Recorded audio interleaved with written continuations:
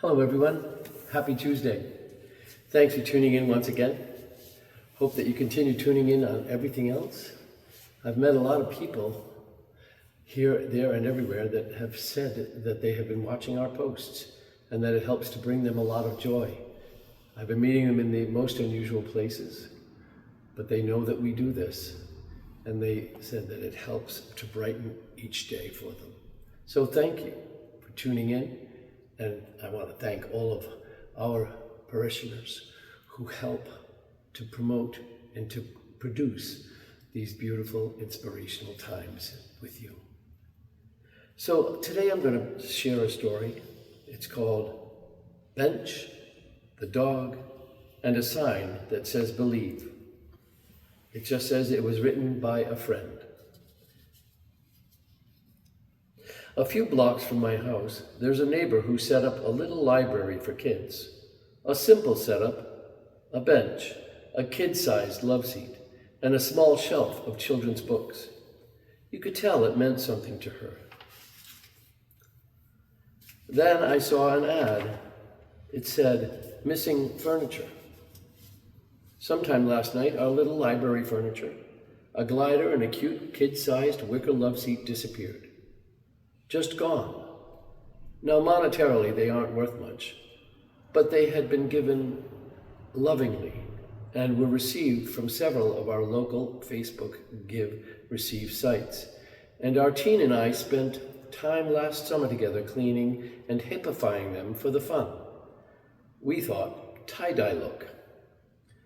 They have been living on the side of our home near the sidewalk on a relatively busy street for a long while. Did we realize there was a chance someone might take them? Of course not. Did we hope that people would be nice and not take them? You betcha. Are there bigger issues happening all around us? Absolutely. But are we disheartened? So if anyone sees these anywhere, please let me know. And or if the culprit sees this message, please have a change of heart and return them. No questions asked. And if you really need furniture, I'm happy to help you find some. We used to pass that little library often. My kid noticed it a few times, pointed out books or asked questions. I felt a quiet connection to it. Almost a month after it disappeared, someone mentioned her post, and I went to look it up. Reading her post, I could feel how disheartened she was. It wasn't about the furniture. It was about feeling like no one cared. I knew that feeling all too well, and maybe in helping her restore something small, I could also restore a bit of that lost faith in people, in kindness, in the idea that someone out there notices. At the time, I was deep in grief. I had lost my younger son to a terminal brain tumor in 2021. After losing him, I had pulled back from most things. I didn't care about the world. Nothing seemed to really matter.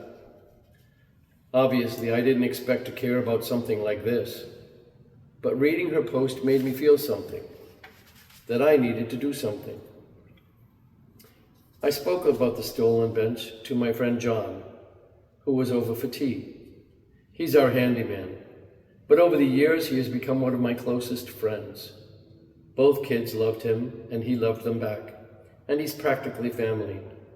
My younger son called him John the Builder. When I told him I wanted to replace the bench, he said he had one we could use. I reached out to the neighbor and asked if she would be okay with us putting something back. No cost involved. She was very kind and appreciative. John and I went over to the space. In one corner, there was an old, rusted sign on the ground with the word, "Believe," something that I really needed at the time.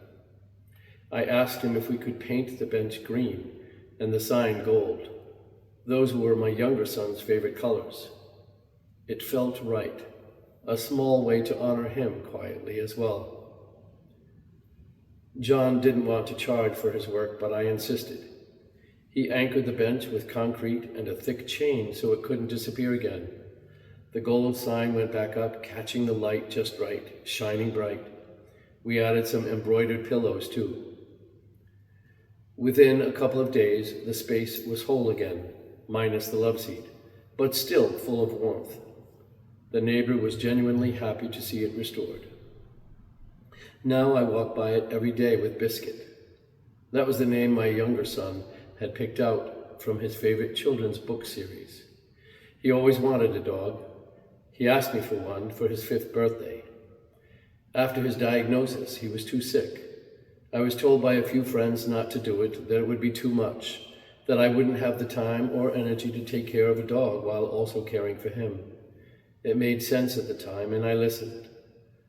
But I was also part of a dad's group, an unfortunate club that no one should belong to. Every single one of them had lost a child to DIPG, the terminal brain tumor my son had.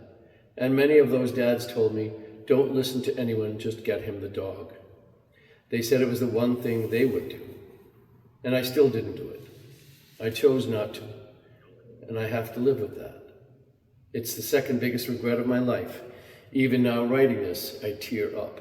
I don't know if I'll ever make peace with it.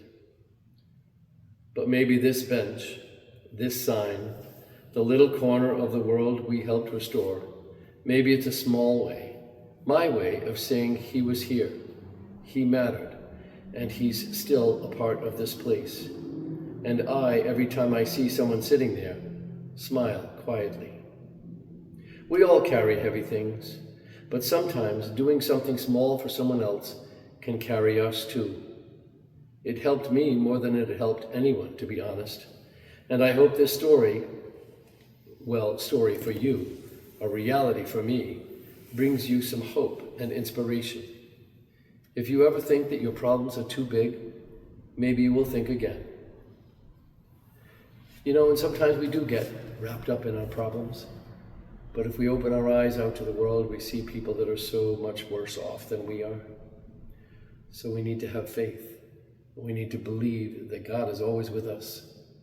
And maybe, just maybe, we can do something else for someone else to make their day brighter. So hopefully someone brightens your day today. God bless you all.